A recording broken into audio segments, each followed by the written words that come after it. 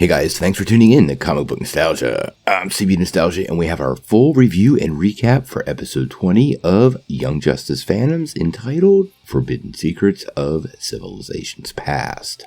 Well, we are neck deep in the rocket arc of this season of Young Justice, and it has taken us to New Genesis for an adventure most of us were not expecting. A lot happened this week on other fronts, including Superboy and Garfield, so we're going to dive in, check it all out, give you a review, and maybe recap what happened.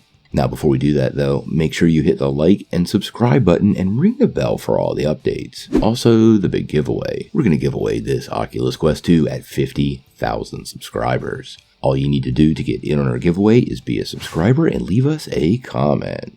Well, we are on the 20th episode of Young Justice Phantoms. It means we only have 6 more left. This is also a great time to remind everybody to continue the Save Earth 16 campaign. We still haven't gotten our Season 5 officially confirmed, and we're unsure if this will be the last we see of Young Justice, so make sure you take to social media, be respectful, and use the Renew Young Justice, Save Earth 16, and Young Justice Season 5 hashtags. Now, this week's episode was entitled Forbidden Secrets of Civilizations Past, and it appears it was dealing directly with the Phantom Zone. Now, we have 3 primary storylines this week, so we're going to dive into each one of them separately. New Genesis, Garfield, and quite a shocking update from Superboy. Let's start off with New Genesis.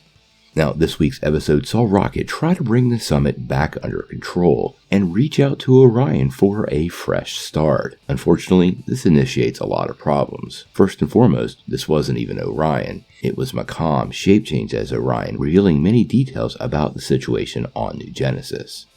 Now, the summit kicks off as scheduled, and the new gods are still pressing to bring Cyborg and Halo under their control. They seem quite unwavering during this whole process, but interestingly, when Rocket mentions that Halo will stay with her family, you see Orion give, and there's something obviously going on with that character during this time. It deeply affects him. The scene also saw the return of one of my favorite characters, Bear, as well as a recollection from Tomar Ray that he was indeed the Green Lantern in charge of the Kryptonian system when it finally exploded. He also knew both the L brothers. Now, Zod's plan to break into Metron's vault is in full effect. The information he gained from Macomb, as well as several other details, allow him to leverage the events of the previous couple of days to get him directly into Metron's vault. Now, the power of the Kaiser Realm allows him to sneak in there, but once arriving, they find all kinds of other problems. The vault itself is immense, and it didn't come without some security. There's actually a baby Sun Eater patrolling the vault, making finding the Phantom Zone projector in this huge place almost impossible. Now, the events of last episode serve as a key help in his quest. While they're investigating the vault, known as the Mobius Realm, Zod's team notices Metron arrive and leave, only to be shortly cast back into the vault, completely out of control. Now, as we know, this is when Razor seized both rings and ejected him back into his realm. But Zod uses this to his advantage and uses the Kaiser Realm to seize control of Metron. They then seek to force Metron to take them to the Phantom Zone projector. But this is Metron. He's a new god and no fool, and he actually opens up a container that has kryptonite in it. This, along with a well-timed attack from the baby Sun Eater, allows him to flee back to the summit, warning all the heroes of the impending disaster. But Mantis is actually able to drag his team back into the time sphere. He uses it to jump back 1 day and uses his head, reinvestigates the area of the vault that had the Kryptonian artifacts, and does indeed claim the prize. Zod now has the Phantom Zone projector. Now, the second big storyline of this week was Garfield Logan. Now, many of us have become quite frustrated with Garfield and how he's been dealing with the people around him, and the time that he had to dodge all this may be running out. It is now time for that counseling session with Black Canary.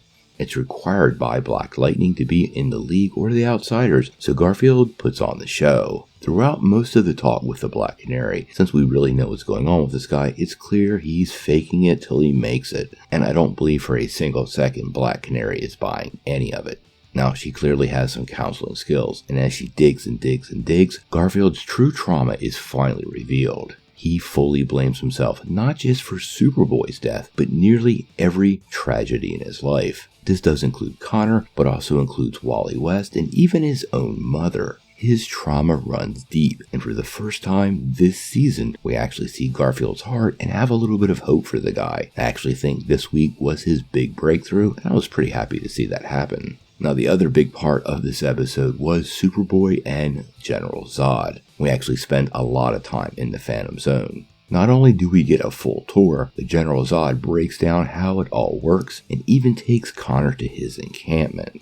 Now, as many of you know, he's not there alone. He's there with Ursa, as well as many of his disciples. Now, it's pretty clear to everybody he's playing Connor, and he even telepathically tells Ursa to play it slow, but it's really at this point that something starts to change with Connor. Connor's memory loss is starting to break down, and he's remembering more and more of his friends and family back on Earth 16. This response, ironically, is somewhat induced by the very, very cult-like status of General Zod's followers. I have to say, Greg Wiseman and team's interpretation here was great. They truly are fanatics, and it's one of the only times I've ever seen them presented this way, and I loved it. Now, these guys are a really weird family, and it totally reminds Connor of his family, Magan, the team, everyone, which makes the ending of the episode pretty shocking. Drew Zod gives Connor the option to stay with him or to head off into the Phantom Zone by himself. Connor Kent turns around, looks at General Zod, and then, given the opportunity to kneel before Zod, he accepts the invitation. Now, what's going on in Connor's head here is completely unclear. I'm really hoping that many of his memories have returned, and now he's planning on double-crossing Zod and the rest of his followers. Given the fact that Lord Zod now has the Phantom Zone projector, I suspect the whole lot of them will be going back to regular reality, maybe even as soon as next week, but we'll have to wait and see. Now, I will say probably the only disappointing part of this story was the fact we really haven't focused a lot on Rocket during Rocket's arc. We're obviously going to get a 5th episode in this arc, and I'm looking forward to the conclusion of the story here, but I really did hope we would get a lot of time with Rocket, maybe within that Milestone universe. I have enjoyed the space adventure, and I do love the new gods, but it was a curious choice to make for this personalized arc. We'll have to see how it all plays out. Now, as usual, the voice casting was awesome. They always do a good job, and this year's animation has been rock solid. I had a really good time with the episode, so I'm going to give this week's episode an 8 out of 10. Last week's was probably my favorite all year, but this week's was no slouch, and I think you'll like it too. In any case, I have to know what you guys think. What did you think of this week's episode of Young Justice Phantom's Forbidden Secrets of Civilizations Past? And after watching the episode, do you believe Connor Kent is loyal to General Zod now? Or is he playing him just like Zod tried to play Connor? Sound off in the comments below. If you like this video, make sure you hit like, click subscribe, and if you don't ring that bell, you won't get any updates. Peace.